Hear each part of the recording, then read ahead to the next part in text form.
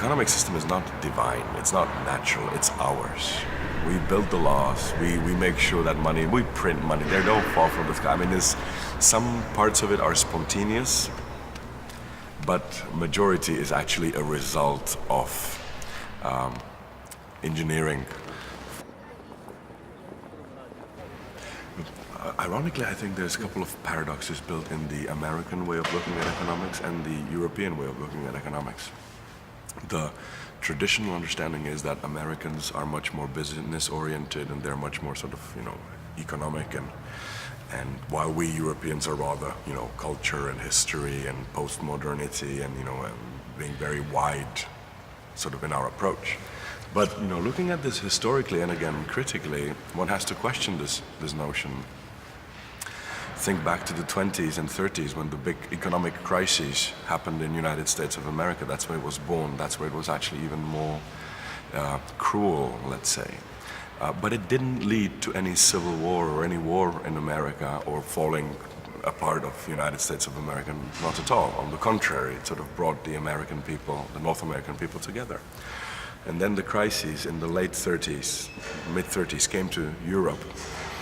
It wasn't as cruel as in America, but it led to a self-inflicted, terrible war that we spread all over the globe. And again, the start there was an economic crisis. This is, anyway, the common understanding. And something similar you could see in 2008. Again, the crisis started in the United States of America, and it looked like it's going to be contained there, and the effects would be much more dramatic on the United States of America. But nothing really, outside of economics, nothing happened politically. Nobody didn't, question the idea of American Union. While the moment the crisis hit Europe, this was the first thing we did. We panicked, we overreacted. I would say we Europeans react to economy much more hysterically than American. And we almost split up the Eurozone. We started questioning the whole project of European integration, which is the biggest revolution we have had in Europe. The biggest gift we could have given to the world is peace, because we have not been very good at that in the past. And so you see, in America, an economic crisis is understood as an economic crisis. So to speak, the market giveth and the market taketh away, blessed be the name of the market. This is sort of the way how Americans take it. They're able to sort of bite the bullet, it seems to me. While we Europeans, contrary to the common notion, actually react to economic, both ups and downs, but much more hysterically. So now I talked about how we react to the economic crises, overreact. But we also overreact to the economic sort of manias. Why? Because we have built the idea of European integration mainly on the idea of economic integration.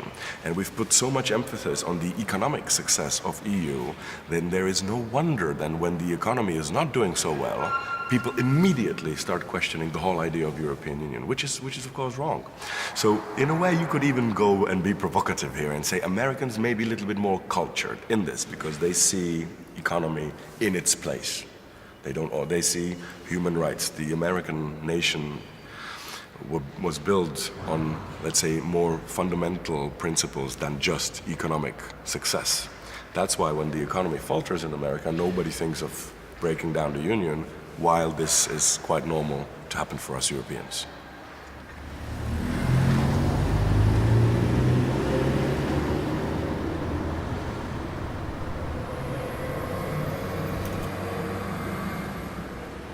The current system is in the state in which it is not sustainable. Not only for ecological reasons, with which I understand. My argumentation here is a little bit, I would say, going even beyond that. I say even if we had endless resources, as we do not, I'm not doubting, but let's just imagine that clean air is abundant, enough of petrol, enough of coal, or let's say that we tomorrow invent some magical way of energy source, whatever. Even then the system is not sustainable. Why? Basically, I would say the biggest reason why the system is unsustainable is because it was built as a ship, built under the assumptions that favorable winds will always blow. And that's not a good ship. Of course, when you want to build a ship, You want to make sure that that ship can harvest the wind with the best possible and that it can really make use of every single puff. But to build a ship that sinks the moment it starts raining or the sun stops shining, the wind stops blowing, that's not a good ship.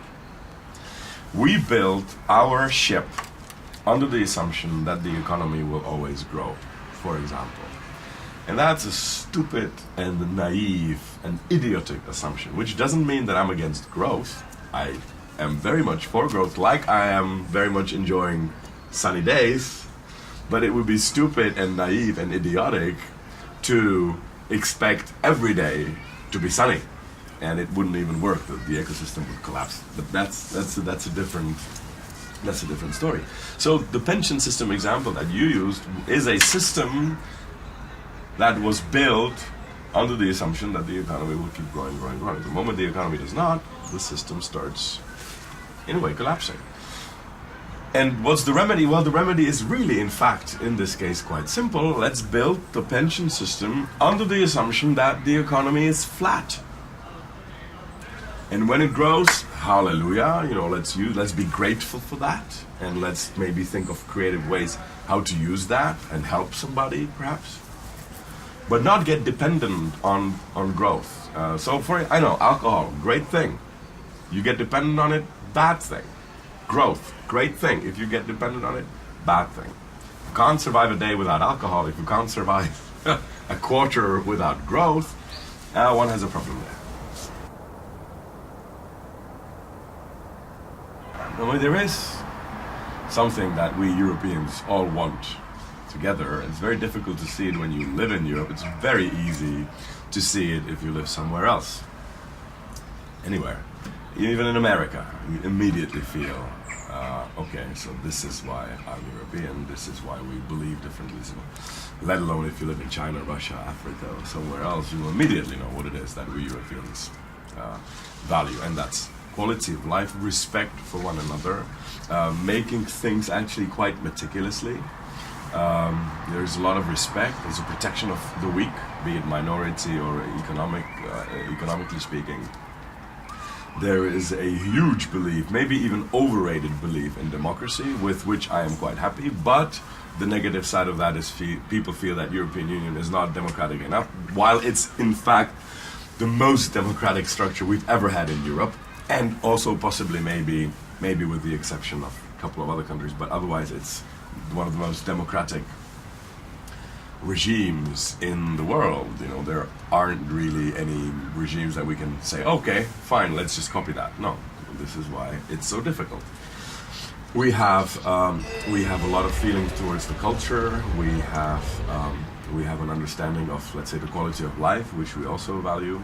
Of course, you don't notice it until you're deprived of it. So those things, I think, are European, and that's what I think I tried to bring forward in this narrative process, to say that the economy is not just, that the European Union is not just the sum of its economies, it's much, much more.